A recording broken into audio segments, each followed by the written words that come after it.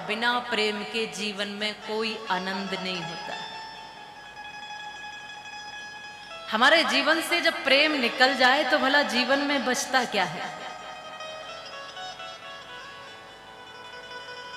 जहां प्रेम दिखता है वहां की सृष्टि अलग होती है।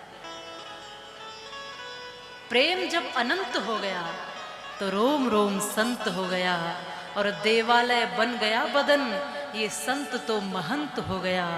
प्रेम जब अनंत हो गया, अनंत प्रेम को ही भक्ति, ज्ञान और वैराग्य की उपाधि दी। प्रेम की चरम सीमा का नाम ही वैराग्य है। मैं मोह की बात नहीं कर रही, मैं प्रेम की बात कर रही हूं। और हम सबका ज्यादातर प्रेम नहीं है, केवल मोह है। प्रेम नहीं है, क्योंकि प्रेम साधन नहीं, साधना है। प्रेम वासना नहीं, प्रेम तो उपासना है। हमने प्रेम को साधन बनाया और साधन बना के हम प्रेम का प्रयोग कर रहे हैं। हमने प्रेम को वासना बनाया और वासना बना करके प्रेम को बदनाम कर रहे हैं, प्रेम के स्वरूप को बिगाड़ रहे हैं। और प्रेम को न समझने के कारण ही जीवन में नीरसता दिखाई देती है। ये तो साधना है जो साधक को साध्य से मिला देती है। ये तो वो उपासना है जो आपको आपके इष्ट के पास लाकर खड़ा कर देती है। आपके पास जिसमें बिल्कुल करुणा ही करुणा, जिसमें बिल्कुल मधुरता ही मधुरता, जिसमें मंगल ही मंगल, जिसमें ब्रज की लता पता आनंद लेती हैं। कृष्ण की बांसुरी का प्रेम, कृष्ण की नजरों का प्रेम, कृष्ण की मुस्कुराहट का प्रेम, और ब्रज में एक ही जीवन जो प्रेम पूर्वक जिया जाता है। सब उसी प्रेम से जीवन जीते हैं। और उसी प्रेम की कथा यहाँ माँ कात्यायनी से शुरू होती है कि उसी प्रेम को आप जहाँ जहाँ बखेरोगे वहाँ की सृष्टि अलौकिक हो जाएगी, वहाँ की धरती मंगलमय हो जाएगी, और बिना प्रेम के जीवन में नीरसता आ जाएगी। कवि ध्रुवेंद्र ने बड़ा सुंदर प्रेम के प्रति शब्दों का संचार किया है। बड़ा सुंदर शब्द उन्होंने लिखे हैं कि प्रेम का प्रदीप यदि प्राणों में प्रकाशित हो। प्रेम को समझने का प्रयास करना कि प्रेम है क्या।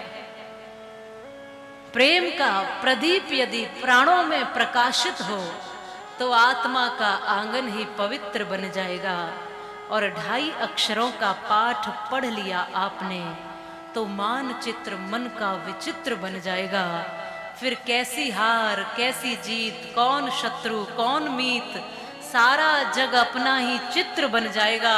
और इस चित्र को रख लिया संभाल कर तो सच मानो आपका चरित्र बन जाएगा। ये तो चरित्र निर्माण करने की प्रक्रिया है।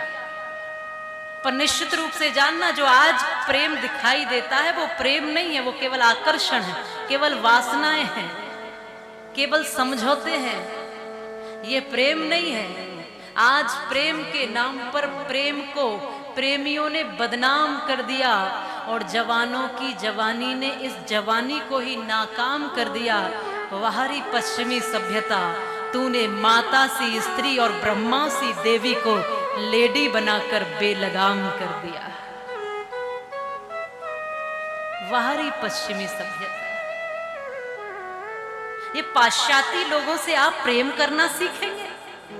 इस धरती से प्रेम के तंतु उगे हैं। प्रेम करना है तो कृष्ण की बांसुरी से करके देखो, कृष्ण के अधरों से छूटती ही नहीं है। प्रेम करना है तो ब्रज के एक एक कण से जाकर के पूछो, आज भी कृष्ण का साक्षात दर्शन ब्रज का एक एक कण दिखा देता है। प्रेम के जो तंतु वहां पर भगवान कृष्ण और वो गोप और गोपियां बो करके गए हैं, वो आज भी साक्षात वहां पर मौजूद दिखाई देते हैं। वो प्रेम जो कभी मिटे नहीं, वो प्रेम जिसमें स्वार्थ नहीं, वो प्रेम जिसमें कोई लालसा और इच्छा नहीं, केवल समर्पण ही प्रेम का नाम है। कुछ पाने का नाम प्रेम नहीं हो सकता है। प्रेम आज हम देखते हैं कि माता पिता भी बच्चों से मोह करते हैं, प्रेम नहीं करते, और बच्चे भी माता पिता से वो तो मोह भी नहीं करते। प्रेम की तो बात बहुत दूर। कुछ इच्छा है तो प्रेम नहीं है, ये ऐसे करेंगे, ये मेरे जैसे बनेंगे, मैं ऐसा करूंगा, वो प्रेम नहीं है। माता पिता बच्चों पर अपनी इच्छाएं थोपते हैं। मेरा बेटा इंजीनियर बनेगा, क्यों? क्योंकि मैं इंजीनियर हूं। मां कहती है मेरा बेटा टीचर बनेगा, शिक्षक बनेगा, क्यों? क्योंकि मैं शिक्षक हूं। दादाजी थोड़ी हारमोनियम बजा लेते तो कहते मेरा बेटा तो संगीतज्ञ बनेगा। दादी धार्मिक ग्रंथ पढ़ती हैं तो वो तो आध्यात्मिक क्षेत्र में जाएगा। सभी अपनी अपनी इच्छाओं को बच्चे पर थोपते हैं। बच्चे को पूछा तुम क्या बनोगे? बोले मैं तो पागल ही बनूंगा, क्योंकि जब ये ऐसे बोलते रहेंगे तो मैं कुछ बन नहीं पाऊंगा। पति पत्नी झगड़ रहे कि मेरा बेटा ये बनेगा, मेरी संतान ये बनेगी। पत्नी कहती है डॉक्टर बनेगा, पति कहता है नहीं वो तो कलेक्टर बनेगा। दोनों झगड़ रहे हैं आपस में, अपनी इच्छाओं को थोप रहे हैं। फिर कहते हैं कि हम बहुत प्रेम करते। प्रेम के स्वरूप को पहले समझिए। दोनों लड़ रहे हैं, दोनों झगड़ रहे हैं। हमने कहा बच्चे से ही पूछ लो भैया। कहते हैं बच्चा अभी पैदा नहीं हुआ है।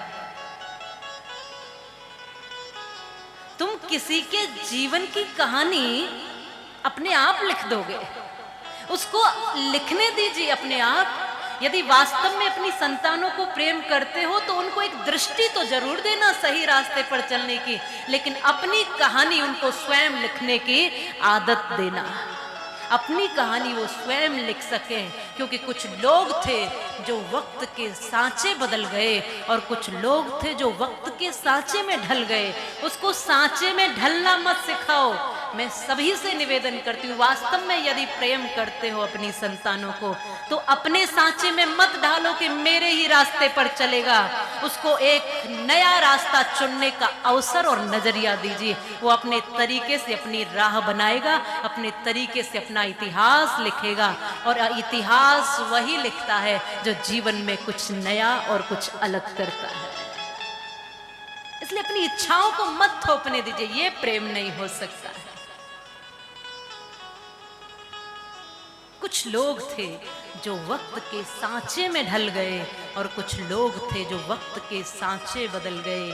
और मिलेंगे परिंदों को मंजिलें ये उनके पर बोलते हैं। रहते हैं कुछ लोग खामोश पर उनके हुनर बोलते हैं।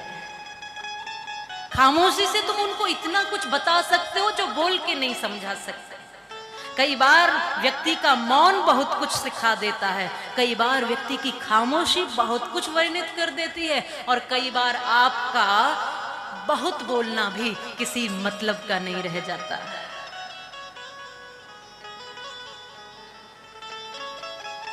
इसलिए सीखो, ये जीवन का यथार्थ स्वरूप है।